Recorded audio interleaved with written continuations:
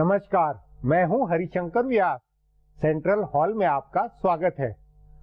भारत और पाकिस्तान में परस्पर भरोसा बनाने का काम क्या वापस पटरी पर चढ़ सकेगा? पाकिस्तानी उच्चायुक्त अब्दुल बासित ने कहा है कि दोनों देशों में चल रही बातचीत को भंग समझा जाए। मतलब न तो पठानकोट कांड की खोजबीन में भारतीय टीम का पाकिस्तान जाना संभव दिख रहा है और न पाक जांच टीम ने भारत के प्रमाणों को पुष्ट किया है। इसका असर भारत की अंदरूनी राजनीति में खासा है। विपक्ष ने प्रधानमंत्री नरेंद्र मोदी की जोरदार आलोचना की है। यह बात किसी के पल्ले नहीं पड़ रही है कि प्रधानमंत्री नवाज शरीफ वहां इतने लाचार कैसे हैं। प्रधानमंत्री मोदी ने लाहौर यात्रा का साहस दिखाकर अमन परस्तों का दिल जीता। राष्ट्रपति ओबामा से लेकर नवाज शरीफ सभी उनके साहस के मुरीद हुए। मगर उसके बाद पठानकोट पर पाकिस्तान से आए आतंकियों का हमला हुआ। उस घटना का तकाजा था जो दोनों देशों ने घटना की जांच में सहयोग का फैसला किया। पाकिस्तान की जांच टीम भारत आई। भारत ने उसे मौका मुआयना कराया, सबूत दिए। उम्मीद थी कि पाक जांच टीम लौटकर भारत की टीम को आने का न्योता देगी। एक दूसरे के तथ्यों की जांच पड़ताल से आतंकियों के मूल तक पहुंचा जा सकेगा। लेकिन पाकिस्तान में सब उल्टा हुआ। मीडिया में जांच टीम के सूत्रों के हवाले हल्ला हुआ कि आतंकी हमला खुद भारत का कराया ड्रामा है। भारत ने अपेक्षित सहयोग नहीं दिया। अब पाक उच्चायुक्त का बयान है कि भारत और पाकिस्तान के बीच असली मुद्दा कश्मीर है। जब तक वह हल नहीं होता, कोई बात आगे कैसे बढ़ेगी? मतलब परस्पर भरोसा पैदा करने, सीमा पार से आतंकी हमले की चिंता पर आगे पहल नहीं। ढाक के 3 पात वाली स्थिति है। क्या नहीं? आज इस पर चर्चा है, मगर उससे पहले गपशप और खास सुर्खियां। शुरुआत सियासी गपशप से करते हैं।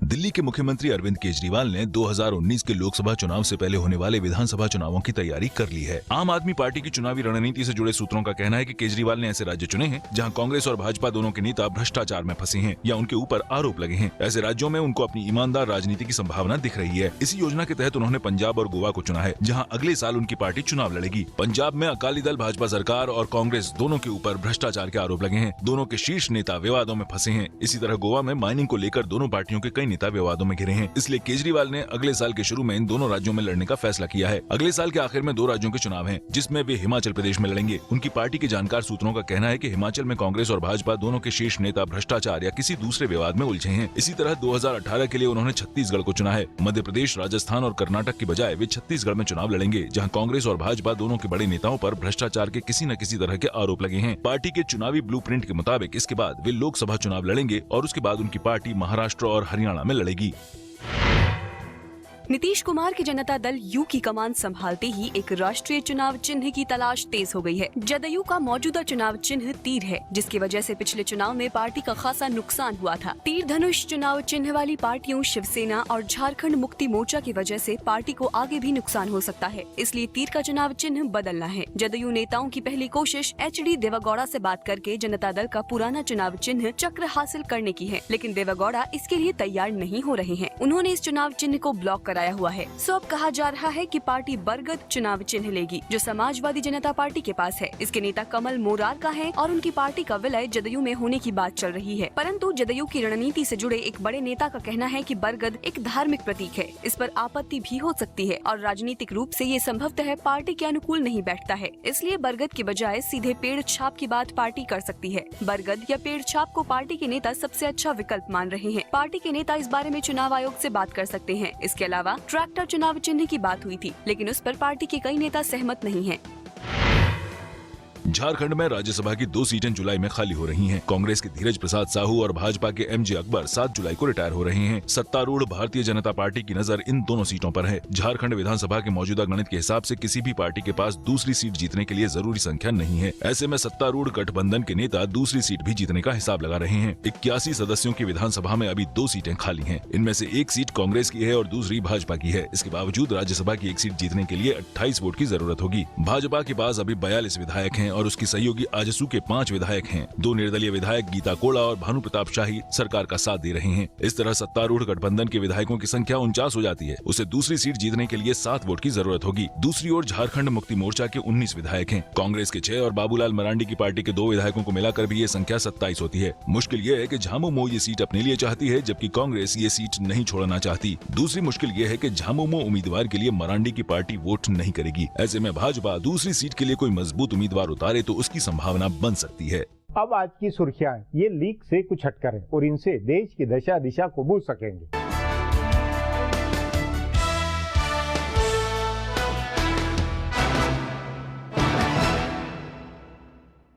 आम आदमी पार्टी के 21 विधायकों की सदस्यता खतरे में पड़ गई है। उन्होंने जवाब देने के लिए चुनाव आयोग से 6 हफ्ते का समय मांगा है। दिल्ली में संसदीय सचिव नियुक्त हुए 21 विधायकों ने दिल्ली सरकार और दिल्ली विधानसभा को चिट्ठी लिखकर उन सभी भत्तों और सुविधाओं की सूची मांगी है जो उन्हें मिल रही है। ये जानकारी मिलने के बाद वे चुनाव आयोग को जवाब देंगे। इससे पहले दिल्ली के उपराज्यपाल नजीब जंग ने कहा था कि 21 विधायकों पर सदस्यता रद्द होने का खतरा मंडरा रहा है, क्योंकि संसदीय सचिव का पद लाभ का पद माना जाता है। उन्होंने कहा कि दिल्ली में सिर्फ एक संसदीय सचिव हो सकता है और वो भी मुख्यमंत्री के दफ्तर में। गौरतलब है कि पिछले महीने चुनाव आयोग ने 21 विधायकों को नोटिस जारी करके पूछा था कि क्यों नहीं उनकी सदस्यता खत्म कर दी जाए। विधायकों को 21 अप्रैल तक जवाब देना था, लेकिन अब उन्होंने 6 हफ्ते का समय मांगा है।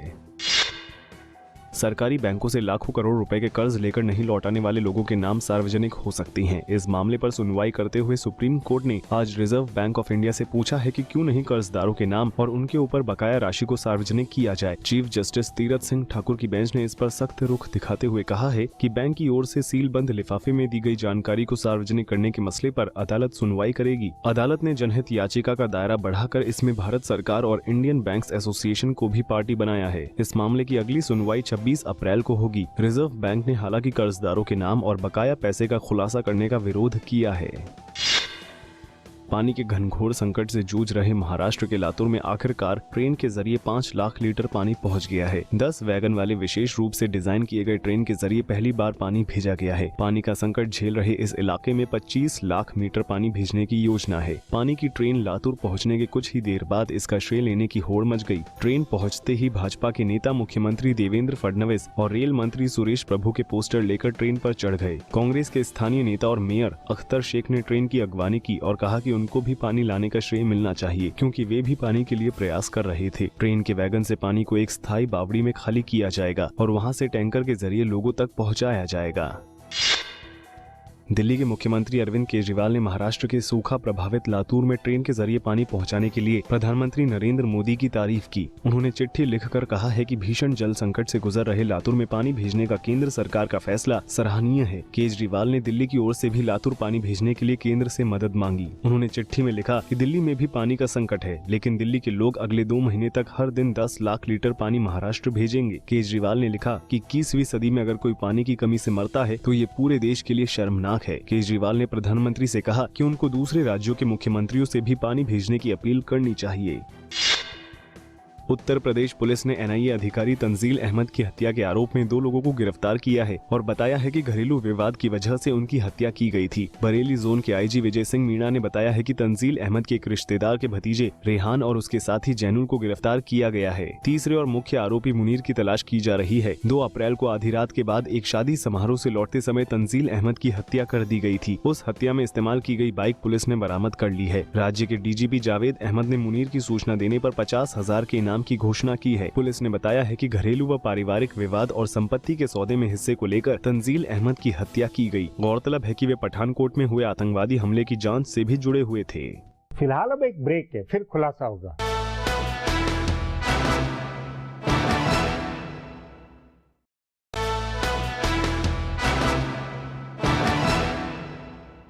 पठानकोट पर आतंकी हमले की जांच जब सकारात्मक तरीके से आगे नहीं बढ़ती है तो क्या विदेश सचिवों की बातचीत हो सकेगी? ये किस पर तब बात करेंगे? क्या भारत सीधे कश्मीर को लेकर बात करने को तैयार होगा? सचमुच प्रधानमंत्री नरेंद्र मोदी के लिए पाकिस्तान से आगे बात का फैसला अब आसान नहीं है। इस पर आगे चर्चा करें उससे पहले देखें मेरा ये खुलासा।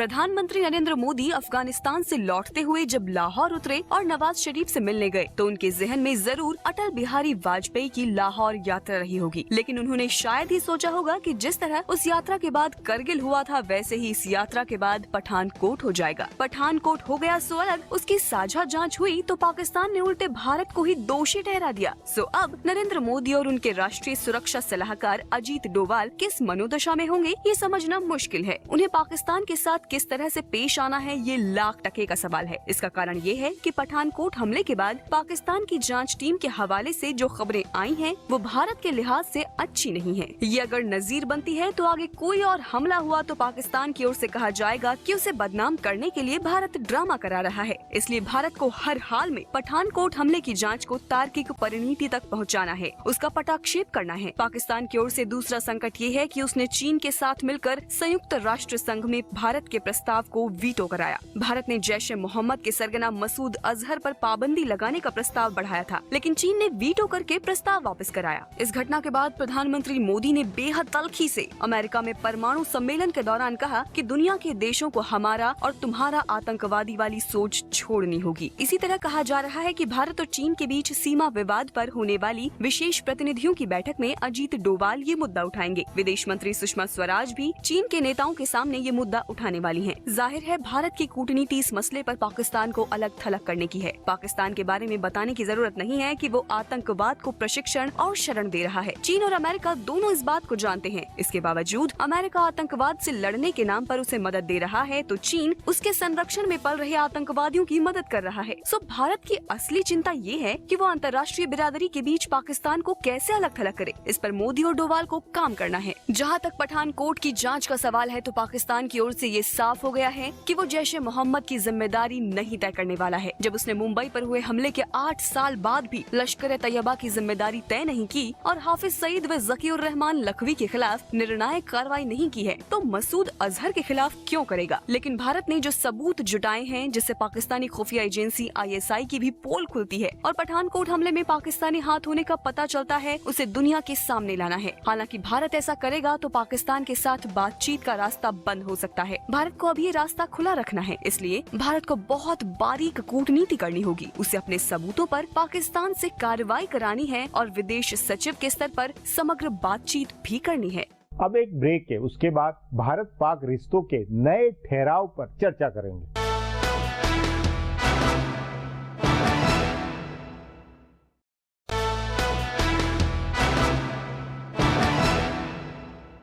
पाकिस्तान में प्रधानमंत्री नवाज शरीफ अब और बहुत कमजोर हो गए हैं। पनामा पेपर्स में नवाज शरीफ की टैक्स हेवन कंपनियों के भंडाफोड़ ने उनकी धमक को कमजोर बना दिया है। कई तरह के संकटों में शरीफ सरकार है। आतंकियों ने अलग नाक में दम किया है। ऐसे में वे कैसे भारत की चिंता करें, इस पर चर्चा के लिए आज मेरे साथ सामरिक मामलों के जानकार उदय भास्कर हैं।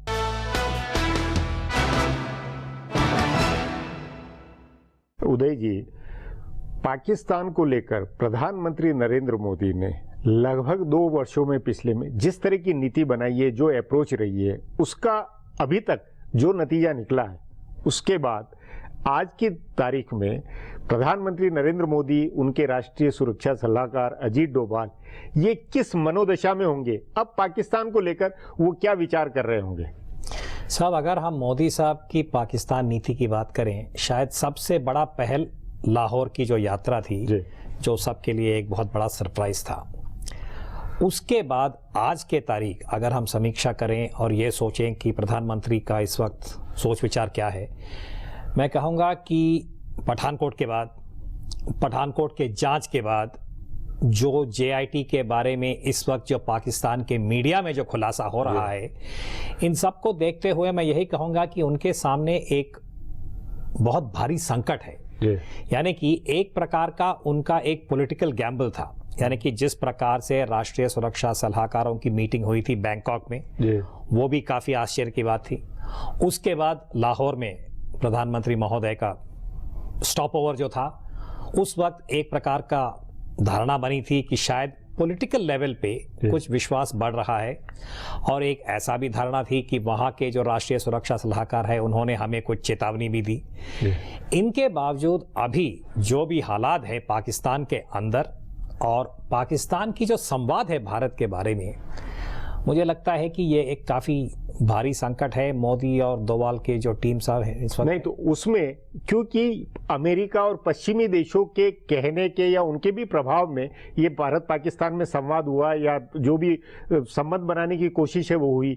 अब क्या पश्चिम और अमेरिका, क्योंकि अभी अमेरिका की भी यात्रा पे प्रधानमंत्री होकर आए हैं, राष्ट्रपति ओबामा से बातचीत हुई है, क्या वो पश्चिम को कन्विंस करके अब दबाव की नीति पर, पाकिस्तान पर दबाव की नीति पर चल सकते हैं? यासी, आपको याद होगा जिस वक्त इसकी बात हुई थी पाकिस्तान के बारे में, मेरा व्यक्तिगत राय ये था कि जहां तक संबंधों की बात है, भारत और पाकिस्तान के पास क्योंकि इस वक्त परमाणु हथियार है, अगर हम औपचारिक रूप से संबंध नहीं रखेंगे तो जरूर आपके ऊपर बाहर से दबाव आएगा। और इसका हल्का सा झलक हमने ये न्यूक्लियर सिक्योरिटी समिट में देखा, जबकि ओबामा साहब ने एक ही दायरे में भारत और पाकिस्तान के बारे में उन्होंने कुछ चेतावनी दी थी। तो मुझे लगता है कि इस वक्त भारत के लिए, मोदी साहब के लिए, जो अगर हम नीति की बात करें या क्या विकल्प है, वो यही है कि विश्व के सामने जो ब्रसेल्स का अनुभव रहा है या तजुर्बा रहा है और जो भय वॉशिंगटन में हमने देखा कि बार बार ओबामा साहब ने यही कहा कि गैर राष्ट्र गुट के पास ये परमाणु सामग्री किसी प्रकार से नहीं मिलना चाहिए, और पाकिस्तान जो बार बार टैक्टिकल न्यूक्लियर वेपन्स की बात करती है, उससे भी मैं विश्वास के साथ कहूंगा कि अमेरिका की हुकूमत बहुत ही चिंतित है। हालांकि वो पब्लिक डोमेन में कहें ना कहें दूसरी बात है, पर उनके जितने भी सीनियर सलाहकार हैं सब ने यही कहा है।